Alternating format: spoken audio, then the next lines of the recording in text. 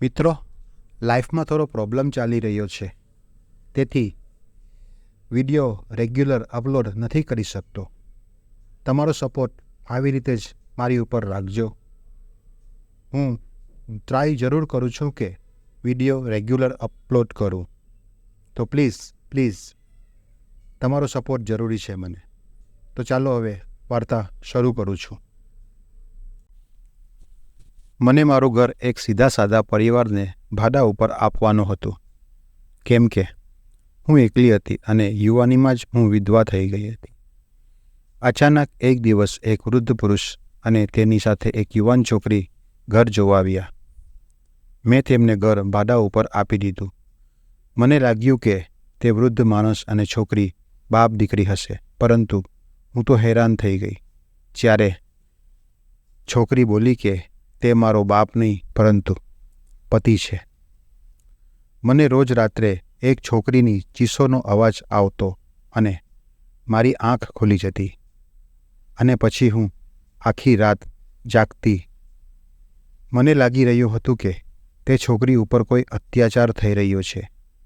મેં તે વૃદ્ધ માણસને ખબર ન પડે તેવી રીતે તે છોકરીને મારા રૂમ પર બોલાવી, તો તે છોકરી મારા ગળે લાગી ગઈ અને રડતા રડતા બેભાન થઈ ગઈ.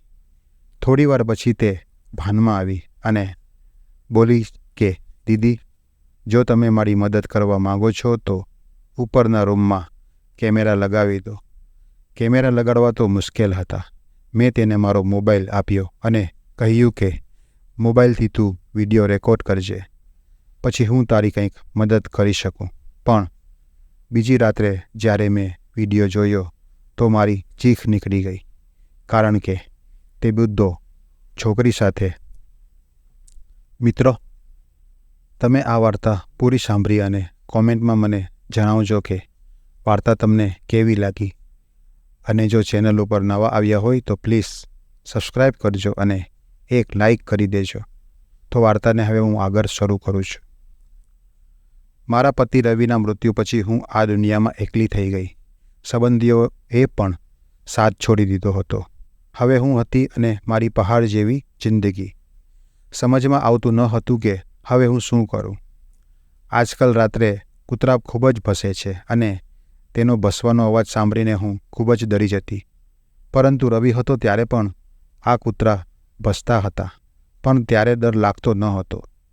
જ્યારે પોતાનો પતિ સાથે હોય છે ને તો કોઈ પણ વસ્તુનો ડર લાગતો નથી. પણ હવે હું આ એકલતા તો એક ક્ષણની સદીઓની બરાબર લાગે છે. આમ ને આમ જાગતા જાગતા જ રાત વીતતી જાય છે. હું તો વિચારીને પણ ડરી જતી કે ક્યાંક મારા ઘરમાં ચોર ઘૂસી આવશે તો હું શું કરીશ. કેમ કે આજકાલ તો ચોર ઘરના સામાન લૂંટવાની સાથે ઘરની સ્ત્રીઓની ઇજ્જત પણ લૂંટી લે છે. આખી રાત બસ મને તો વાતનો જ ડર લાગતો કે કદાચ આ કૂતરા ચોરોને જોઈને ભસતા હશે. મારા આ ડરથી બચવા માટે મેં એક રસ્તો કાઢ્યો કે મારા ઘરનો ઉપરનો રૂમ હું કોઈને ભાડે આપી દઉં.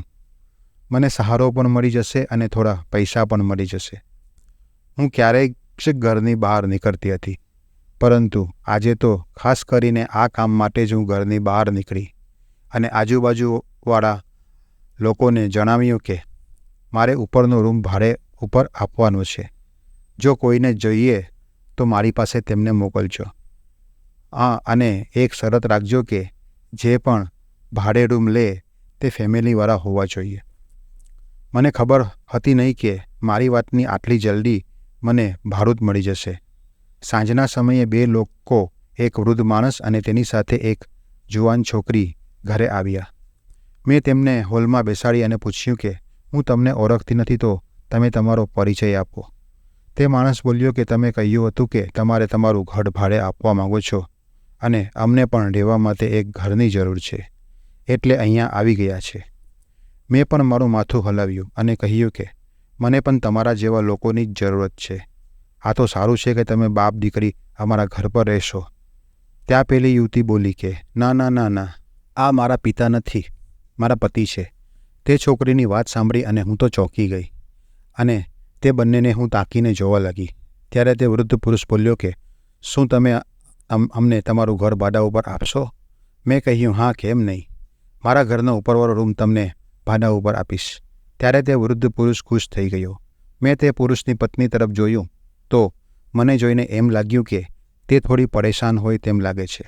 તેના મનમાં કંઈક વાત ચાલી રહી છે જે મને કહેવા માંગે છે અને ખૂબ જ ગભરાયેલી છે. પછી મેં વિચાર્યું કે નહીં, કદાચ આ મારો વહેમ હશે. મેં તેમને ઉપરવાળો રૂમ દેખાડી દીધો જે તે લોકોને ખૂબ જ પસંદ આવ્યો અને ભાડાની પણ વાત કરી દીધી. વિક્રમ સાહેબ તો ગમે તેટલું ભાડું આપવા માટે તૈયાર હતા. મેં તેમના ઉપરના રૂમની ચાવી આપી દીધી અને એકદમ સુકૂનભર્યો લાંબો શ્વાસ લઈ અને નીચે આવી ગઈ. મને વિક્રમ અને તેની પત્ની સલોની ખૂબ જ સારા લાગ્યા. સલોની તો ખરેખર ખૂબ જ ખૂબસૂરત હતી. ન જાણે કેમ તેના ઘરવાળાઓએ એવી કઈ મજબૂરી હશે કે જેને પોતાની ફૂલ જેવી દીકરીના લગ્ન આટલા વૃદ્ધ પુરુષ સાથે કરાવી દીધા. સાંજ પડી તો મને વિચાર આવ્યો કે તે લોકો તો આજે જ આવ્યા છે અને ઘર સેટ કરવામાં તેમને ખૂબ જ ટાઈમ લાગી જશે, એટલે સાંજનું જમવાનું હું બનાવી દઉં. આ વિચારી હું કિચનમાં આવી ગઈ અને 3 લોકોનું મેં જમવાનું બનાવવા લાગી. જમવાનું બનાવી અને જમવાનાને સારી રીતે સજાવી અને જમવાનું લઈને હું ઉપર ગઈ. મેં દરવાજો ખખડાવ્યો પણ કોઈએ દરવાજો ખોલ્યો નહીં. જ્યારે દરવાજો ખુલ્યો નહીં તો હું વિચારીને પરેશાન થઈ ગઈ કે મેં ઉપર આવીને ખોટું તો નથી કર્યું ને. મને તે લોકોને ડિસ્ટર્બ કરવા જોઈતા ન હતા. બધાને પોતપોતાની પ્રાઇવસી હોય છે. હું પાછી ફરી રહી હતી ત્યાં અચાનક દરવાજો ખુલ્યો. સામે વિક્રમ ઊભો હતો. તેણે મારા હાથમાં જમવાની થાળી જોઈ અને કહેવા લાગ્યા કે અરે, તમે શું કામ તકલીફ લીધી? હું મુસ્કરાઈ અને બોલી કે નહીં, આમાં તકલીફની શું વાત છે, આ તો મારું ફરજ હતું. વિક્રમે કહ્યું કે સલોની જમવાનું બનાવવા જઈ રહી હતી તો મેં કહ્યું કે તેમને કહો કે આજનો દિવસ આરામ કરી લે, પણ તે છે ક્યાં? જરા હું તેને મળી લઉં. આટલું કહીને હું રૂમની અંદર દાખલ થઈ રહી હતી ત્યાં અચાનક વિક્રમ મારી સામે આવી ગયા અને કહેવા લાગ્યા કે સલોની સૂતી છે, તેનું માથું દુખે છે. જો તેને અચાનક નીંદર ખુલી જશે તો તેની તબિયત ખરાબ થઈ જશે. વિક્રમની વાતો ઉપર મેં મારું માથું હલાવ્યું અને પાછી ચાલી ગઈ. પરંતુ મારા દિમાગમાં હજારો સવાલ પેદા થઈ ગયા હતા. હું તો વિચારમાં પડી ગઈ કે વિક્રમ એક જ સમયે કેવી રીતે પોતાની વાતો બદલી લઈ રહી છે. પહેલાં કહ્યું કે સલોની કિચનમાં જમવાનું બનાવવા જઈ રહી છે અને તેના પછી તરત જ કહ્યું કે તે સૂઈ રહી છે. મને એ વાતનો અહેસાસ થવા લાગ્યો કે કંઈક તો ખોટું થઈ રહ્યું છે. હું આ બધા વિશે વધારે વિચારવા માંગતી હતી નહીં, કેમ કે તે લોકો મારા માટે ભાડૂત થઈને આવ્યા હતા. જમવાનું જમીને પછી હું વિચારવા લાગી કે સલોની મારી પાસે જરૂર આવશે અને જમવાના માટે મારો આભાર માનશે. પરંતુ એવું કંઈ થયું નહીં. મેં ઘણીવાર સલોનીની રાહ જોઈ પરંતુ તે નીચે આવી નહીં. પછી હું મારા રૂમમાં સૂવા ચાલી ગઈ. આજે હું વિચારી રહી હતી કે આજે મને ચોરોથી ડરવાની કોઈ જરૂરત નથી. મને પૂરો વિશ્વાસ હતો કે આજની રાત ખૂબ જ શાંતિથી પસાર થશે. મેં સુકૂનભર્યા શ્વાસ લીધો અને આરામથી સૂઈ ગઈ. પરંતુ અડધી રાતે મારી આંખ ખુલી અને હું હળબળાઈને ઉઠી અને વિચારવા લાગી કે મારી નીંદર કેમ ખુલી ગઈ. ત્યારે મને કોઈ છોકરીની ચીસોનો અવાજ મારા કાનમાં સંભળાવા લાગ્યો. એવું લાગી રહ્યું હતું કે જે છોકરી ચીસો પાડી રહી છે તે ખૂબ જ તકલીફમાં છે. હું ગભરાઈ ગઈ. હું પહેલાં એટલી ડરપોક હતી નહીં, પરંતુ રવિ જ્યારથી આ દુનિયા છોડીને ચાલ્યા ગયા ત્યારથી હું ડરપોક બની ગઈ. હું તો ઝાડના પાંદડાના હલવાના અવાજથી પણ ડરી જાઉં છું. મેં મારા કાન ઉપર હાથ મૂકી દીધા, પરંતુ તે ચીસોનો અવાજ તો બંધ થયો નહીં, પણ વધતો જ ગયો. ડરતા ડરતા આખી રાત પસાર થઈ ગઈ. પછી છોકરીની ચીસોનો અવાજ બંધ થયો. સવારે 5 વાગ્યે મને નીંદર આવી અને 8 વાગ્યે મારી નીંદર ખુલી. ચાય પીધા પછી હું બહાર આવી અને બેસી ગઈ. મેં વિક્રમને જોયો તો તે સીડીઓથી નીચે ઉતરી રહ્યો હતો. નીચે આવ્યો તો તેની નજર મારી ઉપર પડી તો મેં જોયું કે તે ખૂબ જ ગભરાયેલો હતો. મને જોઈને તે થોડું હસ્યો અને જલ્દીથી બહાર નીકળી ગયો. કદાચ તે મારા પ્રશ્નથી બચવા જલ્દી બહાર ચાલ્યા ગયા. તેના ચહેરાના હાવભાવથી લાગી રહ્યું હતું કે કોઈ કામના કારણે બહાર ગયો છે. હું ત્યાંથી ઊભી થઈ અને મેં મારો નાસ્તો બનાવ્યો. હજી સુધી વિક્રમ પાછો આવ્યો હતો નહીં. હવે મને ભરોસો થઈ ગયો હતો કે તે કોઈ કામથી બહાર ગયો છે. મને લાગ્યું કે આ યોગ્ય સમય છે, કારણ કે ગઈકાલથી સલોની સાથે વાત કરી શકી ન હતી અને હું તેની સાથે બેસીને તેના વિશે જાણવા માંગતી હતી. તેથી હું ઝડપથી સીડી ચડીને ઉપરના રૂમમાં ગઈ અને ઝડપથી દરવાજો ખખડાવ્યો. હું રાહ જોઈ રહી હતી કે સલોની દરવાજો ખોલશે, પરંતુ તે છોકરી કાલથી અહીં આવી હતી, પણ મેં તેની એક ઝલક પણ જોઈ હતી નહીં. હું પાછી જવાના બદલે ફરીથી દરવાજો ખખડાવ્યો. ત્યારે સલોનીનો ગભરાયેલો અવાજ મને સંભળાયો. તે બોલી કે દીદી, તમે છો ને? તો મેં કહ્યું કે હા, હું જ છું. તમે પહેલાં દરવાજો ખોલો. પછી મેં સલોનીનો રડતો અવાજ સંભળાયો. તેણે કહ્યું કે દીદી, હું દરવાજો કેવી રીતે ખોલું? વિક્રમ દરવાજો બહારથી બંધ કરીને ગયા છે. તેની વાત સાંભળીને હું વિચારમાં પડી ગઈ. પછી મારી નજર દરવાજા ઉપર લટકતા તાળા પર પડી. મેં સલોનીને પૂછ્યું કે તારો પતિ તને બહારથી કેમ બંધ કરી જાય છે?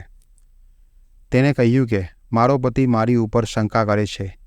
તે મારા કરતાં મોટી ઉંમરના છે, તો તેમને લાગે છે કે હું તેમને દગો આપીશ. હું સલોનીની વાત આવી હાલત જોઈને ખૂબ જ પરેશાન થઈ ગઈ. મેં તેને પૂછ્યું કે પહેલાં તું મને કહે કે તું ઠીક તો છે ને? ત્યારે તેનું દર્દભર્યું હાસ્ય સંભળાયું અને તેણે કહ્યું કે હું બિલકુલ ઠીક છું. મારી પાસે દુનિયાની દરેક વસ્તુ છે, પૈસા, કપડાં, મારી પાસે જે જોઈએ છે તે બધું છે, પણ હું ખુશ નથી અને મને તેની હાલત જોઈને ઘણું દુઃખ થયું. સલોની, હું તારા માટે શું કરી શકું? મને કહે, હું તારી મદદ કરવા માંગુ છું. તેણીએ કહ્યું, જો મારા પોતાના લોકો મને મદદ ન કરી તો તમે શું કરશો? ફક્ત તમને વિનંતી છે કે મારા માટે ભગવાન પાસે પ્રાર્થના કરજો. મેં કહ્યું, હા, કેમ નહીં. આટલું કહીને હું પાછી ફરતી હતી ત્યારે સલોની બોલી કે દીદી, આ બધું તમે વિક્રમને કહેશો નહીં કે તમે અહીંયા પર આવ્યા હતા અને મેં તમને કંઈ કહ્યું છે. મેં કહ્યું કે હા, તું ફિકર કર નહીં, એવું જ થશે. હું વિક્રમને કંઈ કહીશ નહીં. પછી હું નીચે આવી ગઈ. મને સલોનીના પરિવાર ઉપર સતત ગુસ્સો આવતો હતો કે તે લોકોએ આવું કેમ કર્યું. તેમની નાની ફૂલ જેવી દીકરીને લગ્ન એક વૃદ્ધ વ્યક્તિ સાથે કેમ કર્યા કે જે તેના પર શંકા કરવામાં આખી જિંદગી પસાર કરશે. સાંજ પડી તો વિક્રમ પાછો આવ્યો અને મને જોઈને સહેજ હસ્યો અને પછી ઉપર ગયો. હું વિચારવા લાગી કે જો વિક્રમ તેની પત્નીના રૂમમાં બંધ કરીને રાખતો ન હોત તો કેટલું સારું થાત. હું પણ એકલી અને સલોની પણ એકલી. અમારી બંનેની દોસ્તી થઈ જાત, પણ અમે પોતાના એકબીજાને ગમની વાતો પણ કરત. હવે શું થઈ શકે? હું મારા રોજિંદા કામ કરવા લાગી અને પછી કામ પતાવીને સૂવા ગઈ. આજે ફરી અડધી રાતે મારી આંખ ખુલી ગઈ અને આજ પણ તે જ કોઈ છોકરીની ચીસોનો અવાજ સંભળાયો, જેને મને કાલ સૂવા દીધી ન હતી. મેં ધ્યાનથી સાંભળ્યું તો હું સમજી ગઈ કે આ અવાજ તો આસપાસથી જ આવી રહ્યો છે. મારે કોઈપણ ભાગે તે અવાજ ક્યાંથી આવે છે તે શોધવાનું છે. હું મારા રૂમથી બહાર આવી તો મને ચીસોનો અવાજ વધારે જોરથી સાંભળવા લાગ્યો. પછી મને અંદાજ આવી ગયો કે આ અવાજ બીજે ક્યાંયથી નહીં પણ ઉપરના રૂમમાંથી જ આવી રહ્યો છે અને ચીસો પાડવાવાળી છોકરી બીજી કોઈ નહીં પણ સલોની છે. એક ક્ષણ માટે તો હું શૂન્ય થઈ ગઈ. પછી હું જલ્દીથી સીડી ચડી અને ઉપર ગઈ. રૂમ પાસે પહોંચીને મેં જોરથી દરવાજો ખખડાવ્યો. મેં ઘણીવાર સુધી દરવાજો ખખડાવ્યો, પરંતુ કોઈએ દરવાજો ખોલ્યો નહીં. અને એવું નહોતું કે મેં દરવાજો ખખડાવ્યો એટલે અંદરથી બૂમો પડવાનો અવાજ ઓછો થઈ ગયો.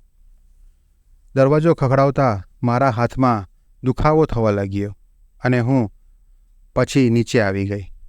આજે તો મને આખી રાત નીંદર આવવાની હતી નહીં, એટલે હું હોલમાં બેસી ગઈ અને બેઠા જ સવાર થઈ ગઈ. સવારે જ્યારે વિક્રમ નીચે આવ્યો તો મને જોઈને ગભરાવા લાગ્યો અને તે જેવો બહાર નીકળવા લાગ્યો ત્યારે જ હું બોલી, વિક્રમ સાહેબ, મારી વાત સાંભળો. મેં તે વ્યક્તિના ચહેરા પર ડર જોયો અને તે મારી સામેના સોફા ઉપર બેઠો અને કહ્યું, મને ખબર છે કે તમે મને શું પૂછવા માંગો છો. વિક્રમનો ચહેરો ઉદાસ થઈ ગયો અને તેણે કહ્યું, તમને સલોનીની ચિંતા થાય છે કે તે રાત્રે ચીસો કેમ પાડે છે? મને પણ તેની ચિંતા થાય છે, પણ હું કંઈ કરવા માટે લાચાર છું.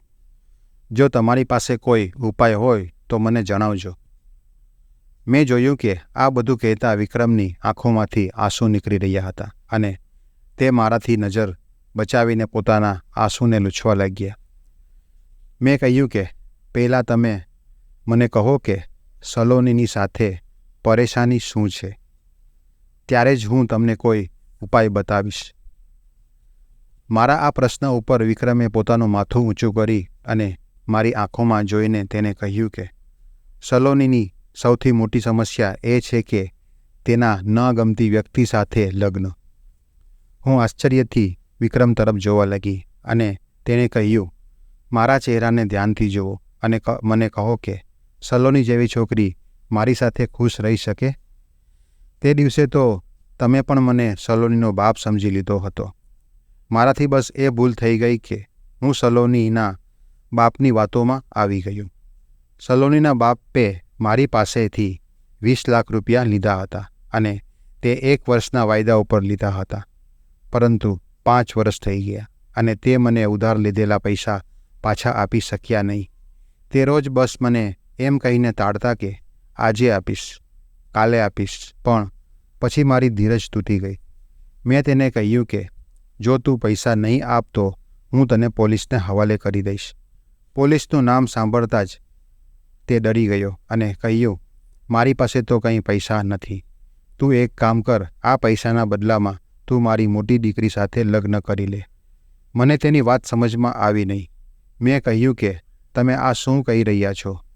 ત્યારે તેણે તરત જ પોતાની દીકરીનો ફોટો મારી સામે રાખી દીધો અને કહેવા લાગ્યા, જો તમે મારી દીકરી સાથે લગ્ન કરશો નહીં તો હું કોઈ અન્ય વ્યક્તિ પાસે પૈસા લઈ અને મારી દીકરીના લગ્ન કરાવીશ. હકીકતમાં મારા લગ્ન પહેલાં થઈ ચૂક્યા હતા અને હું અને મારી પત્ની ખૂબ જ ખુશ હતા. થોડા સમય પછી તે પ્રેગ્નન્ટ થઈ અને ડિલિવરી વખતે તેની હાલત ખરાબ થવા લાગી અને તે મને છોડીને ચાલી ગઈ. ના તે બચી અને ના મારું બાળક બચ્યું. ત્યારથી હું એકલો હતો અને મેં બીજા લગ્ન કર્યા નહીં. પરંતુ જેમ જેમ મારી ઉંમર વધવા લાગી મને એકલતાનો અનુભવ થવા લાગ્યો. મારું મન કરતું હતું કે કોઈ મારું પોતાનું હોય જેની સાથે હું સુખ દુઃખ મારું શેર કરી શકું. અને પછી તે દિવસે જ જ્યારે સલોનીના પિતાને સલોનીને ફોટો બતાવી અને કહ્યું કે જો તું લગ્ન નહીં કરીશ તો હું તને કોઈ બીજાને સોંપી દઈશ, ત્યારે હું તેની સાથે લગ્ન કરવા સંમત થયો. લગ્નની રાત્રે સલોનીએ મારા ગાલ ઉપર એક જોરદાર થપ્પડ માર્યો અને મારા મોઢા ઉપર થૂકી દીધું અને કહેવા લાગી કે તું ગમે તે કર, હું ક્યારેય પણ તારી બનીશ નહીં. તારે શરમ કરવી જોઈએ, તારી દીકરીની ઉંમરની છોકરી સાથે તે લગ્ન કર્યા. હવે તે મને હેરાન કરવા માટે રોજ રાત્રે ચીસો પાડે છે. તેથી જ મારે મારું પોતાનું ઘર છોડવું પડ્યું, કેમ કે લોકો મારી ઉપર શંકા કરતા કે કદાચ આ પોતાની પત્ની સાથે ગેરવ્યવહાર કરતો હશે. હું આમ જ ઘર બદલતો રહ્યો, પરંતુ મને ક્યાંય ઠેકાણું મળ્યું નહીં. લોકો સલોનીના લીધે મને જીવવા નથી દેતા. આ મારું 3જું ઘર છે. અહીંયા આવતી વખતે મેં તેની સામે હાથ જોડી અને કહ્યું કે હવે આ મને પાછલી ઉંમરમાં આવી રીતે અપમાનિત કરો નહીં. પણ તેને મારી વાત સાંભળી નહીં અને અહીં આવ્યા પછી પણ તેણે પોતાની હરકતો બંધ ન કરી. પણ તમને એક વાત કહું તો આમાં સલોનીનો કોઈ પણ દોષ નથી. તે માનસિક રીતે બીમાર છે અને તેની સારવાર ચાલી રહી છે. તે લોકોને ઈજા પણ પહોંચાડે છે. તેથી જ્યારે હું ક્યાંય પણ બહાર જાઉં છું ત્યારે તેને બહારથી તાળું મારી દઉં છું. હું આ બધું સાંભળીને વિચારમાં પડી ગઈ અને મેં ધ્યાનથી વિક્રમની તરફ જોયું તો મને લાગ્યું કે તે સાચું બોલી રહ્યો છે. પછી મેં તેને કહ્યું કે હું તમને એક વિનંતી કરું છું કે તેને કહ્યું કે હા બોલો. તમે સલોનીને બહારથી બંધ કરીને જાઓ નહીં. હું તેનાથી વાત કરવાની કોશિશ કરીશ. બની શકે કે તેની હાલતમાં સુધારો થઈ જાય. વિક્રમ મારી વાતથી પરેશાન થઈ ગયો અને કહેવા લાગ્યો કે તમે આ બધું એટલા માટે કહો છો કે તમને તેની હાલતનો અંદાજો નથી. જ્યારે તેને ગુસ્સો આવે છે તો તે એકદમ જનૂની થઈ જાય છે. પછી તેને મારી સંભાળવી ખૂબ જ મુશ્કેલ થઈ જાય છે. જો હું ઓફિસમાં હોઉં તો તે તમારી ઉપર હુમલો કરી લે તો શું થશે અને તમારું વધારે નુકસાન કરી દે તો? એટલે તમે આ કામ માટે મને માફ કરી દો. હું એવું નહીં કરી શકું. મેં કહ્યું કે જો સલોની મારી સાથે કંઈ કર્યું તો તેની જવાબદારી મારી રહેશે. હું કોઈને તેના માટે કસૂરવાર ઠેરાવીશ નહીં. તમે બસ તેને બહારથી લોક કરીને જાઓ નહીં. વિક્રમ મને ધ્યાનથી જોવા લાગ્યો અને પછી તેને પોતાના ખિસ્સામાંથી ચાવી કાઢી અને મારા હાથમાં આપી દીધી અને કહેવા લાગ્યો, તમે ધ્યાન રાખજો. જેવું જ તમને લાગે કે સલોનીને ગુસ્સો આવી રહ્યો છે તો તરત જ ઘરથી બહાર નીકળી જજો. મેં મારું માથું હલાવ્યું તો તે ઉઠીને ચાલ્યા ગયા.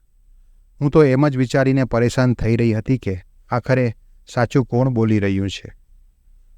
હું ઉપર ગઈ, રૂમનું તાળું ખોલ્યું અને અંદર ગઈ તો જોયું કે સલોની સોફા ઉપર બેસી ઊંડા વિચારમાં હતી. મને અચાનક જોઈને તે ગભરાઈ ગઈ અને બોલી, અરે મારી તો જાન નીકળી ગઈ. પણ આ બધું તમે કેવી રીતે કર્યું? તમે અહીં કેવી રીતે આવ્યા? તમને ચાવી કેવી રીતે મળી? મેં કહ્યું, બસ એ તો તારી દીદીનો કમાલ છે. સલોની રડવા લાગી અને ઉઠીને મારા ગળે લાગી ગઈ. તેણે કહ્યું કે દીદી, ઘણા દિવસોથી હું કોઈ એવી વ્યક્તિની શોધમાં હતી કે હું જેના ખભા ઉપર મારું માથું રાખી અને રડી શકું. મેં કહ્યું, તારે હવે રડવાની જરૂર નથી. હું તારી સાથે છું. આજે હું એક જરૂરી વાત પૂછવા આવી છું. સલોની, પહેલાં તમે મને કહો કે રાત્રે તમે કેમ ચીસો પાડો છો? મેં તો વિક્રમની વાતો ઉપર ભરોસો કરી લીધો હતો, પરંતુ હું સલોનીના મોઢેથી પણ સાંભળવા માંગતી હતી. મને એમ હતું કે વિક્રમ મેં ક્યાંક ખોટું તો બોલ્યું નથી ને? મારી સાથે સલોની ગભરાઈ ગઈ હતી અને કહેવા લાગી, ના, હું તો ચીસો નથી પાડતી. મને શું જરૂરત છે? હું તો મારી જિંદગીમાં ખૂબ જ ખુશ છું. તે મારી ખૂબ જ કાળજી રાખે છે. હું તો સલોનીની વાત સાંભળીને નવાઈ પામી ગઈ કે અચાનક તે પોતાની વાતથી પાછી ફરી ગઈ. ગઈકાલે તો કંઈક બીજું જ કહી રહી હતી. પછી તેણે કહ્યું કે તમે મને તમારું ઘર દેખાડો. તમે તમારો રૂમ કેવી રીતે સજાવીને રાખ્યો છે. મેં કહ્યું કે ઠીક છે, ચાલો તમને બતાવું. હું સલોનીને નીચે લઈ ગઈ. નીચે ઉતરતા જ સલોનીએ પોતાનો ખભ્ભો મને દેખાડ્યો જ્યાં તેણે દામ આપેલો હતો. હું ગભરાઈ ગઈ અને મેં તેને પૂછ્યું કે આ શું છે? તેણે કહ્યું, મને ખબર નથી કે ગઈકાલે મેં તમારી સાથે જે વાત કરી તે મારા પતિએ ને કેવી રીતે ખબર પડી ગઈ. કદાચ તે રૂમમાં કંઈ રેકોર્ડિંગ કરવા માટે મૂકેલું હશે. તે મારા ઉપર નજર રાખી રહ્યો છે. એટલે મેં તમને ઉપર ખોટું બોલી કે હું ખૂબ જ ખુશ છું, જ્યારે એવું કંઈ નથી. મારો બુઢ્ઢો પતિ મારી ઉપર ખૂબ જ જુલમ કરે છે. હું આખી રાત ચીસો પાડું છું. તે કારણ વગર નથી પાડતી. તમે તમારી આંખોથી જોશો કે મારી ઉપર શું ગુજરી રહ્યું છે તો તમે બેભાન થઈ જશો. તમે કેમેરા મંગાવી અને ઉપરના રૂમમાં ફિટ કરાવી દો અને જ્યારે કેમેરામાં બધું રેકોર્ડ થઈ જશે ત્યારે તે તમે પોલીસને બતાવશો તો મારા ગુનેગારને સજા મળી રહેશે અને હું મુક્ત થઈ જઈશ. મેં કહ્યું, ઠીક છે, હું કંઈક કરીશ. સત્ય તો એ હતું કે આ બંનેની પતિ પત્નીની વાતોમાં હું ફસાઈ ગઈ હતી. મને તો બંનેની વાતોમાં વિશ્વાસ આવી ગયો હતો, પરંતુ સત્ય સુધી પહોંચવાનો એક જ રસ્તો હતો કે હું ખરેખર ઉપરના રૂમમાં કેમેરો લગાવી દઉં. મેં કેમેરા માટે કોઈને કહી દીધું હતું. રોજ રાત પડે અને ઉપરના રૂમમાંથી ચીસોનો અવાજ આવે અને સવારે વિક્રમ મારી સામે રડીને પોતાનું દુખડું સંભળાવે અને દિવસ દરમિયાન સલોની મારી પાસે આવતી અને રડતી અને કહેતી કે મારી ઉપર જુલમ વધી રહ્યું છે.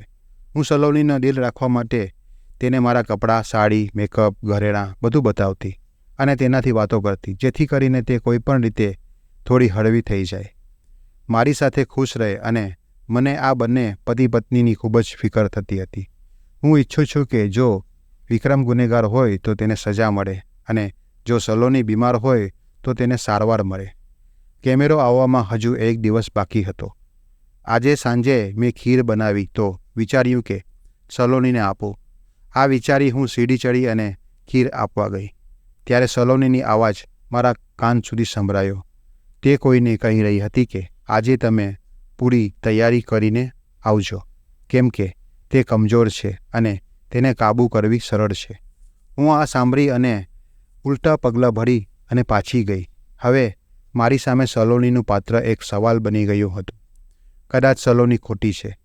તે દરરોજ રાત્રે પોતાના કોઈ આશિકને બોલાવતી હશે અને વિક્રમ ઉપર પછી કાબૂ મેળવતી હશે.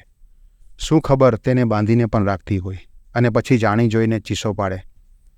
તેથી લોકોને એમ લાગે કે વિક્રમ કંઈક ખોટું કરી રહ્યો છે અને સલોની પોતાનું ધાર્યું કરતી રહે. કેમેરો આવવામાં તો હજુ ટાઈમ હતો, એટલે મેં મારા એક દોસ્તને કહી દીધું.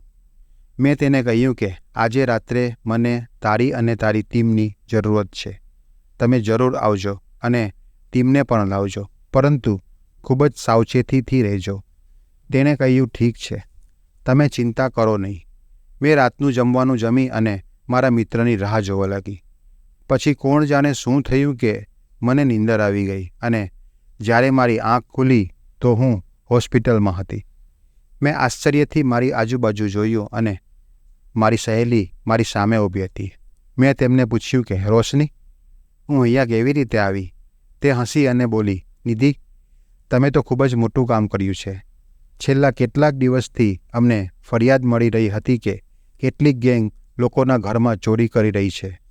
ગઈકાલની રાત્રે તારા લીધે તે ગેંગ અમારા હાથમાં આવી ગઈ. મેં કહ્યું કે તે કેવી રીતે? તો પોલીસ કોન્સ્ટેબલ રોશની જણાવ્યું કે તમારા ઘરના ભાડૂત હતા તે જ ગેંગના મેમ્બર હતા.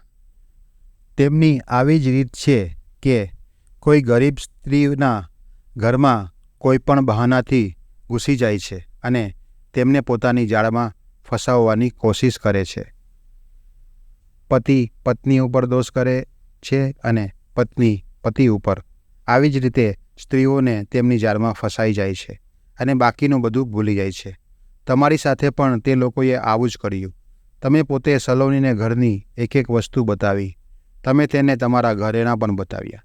એ તો સારું થયું કે તમે ગઈકાલે રાત્રે સલોનીની વાતો સાંભળી લીધી, નહીં તો અનર્થ થઈ જાત.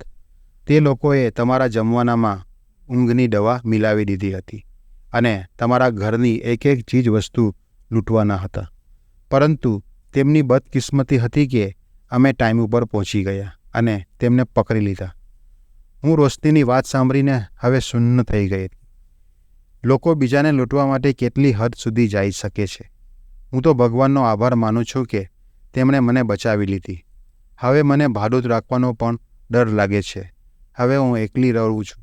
મને લાગે છે કે આ બધા ખરાબ લોકો કરતાં એકલી રહેવું 1000 ગણું સારું છે. દોસ્તો, વિડીયો કેવો લાગ્યો? કોમેન્ટ કરીને જરૂર જ કહેજો. વિડીયો પસંદ આવ્યો હોય તો એક લાઈક કરજો અને ચેનલ ઉપર નવા આવ્યા હોય તો એક સબસ્ક્રાઈબ કરજો. પ્લીઝ આ વિડીયો જોવા બદલ તમારો આભાર. ધન્યવાદ.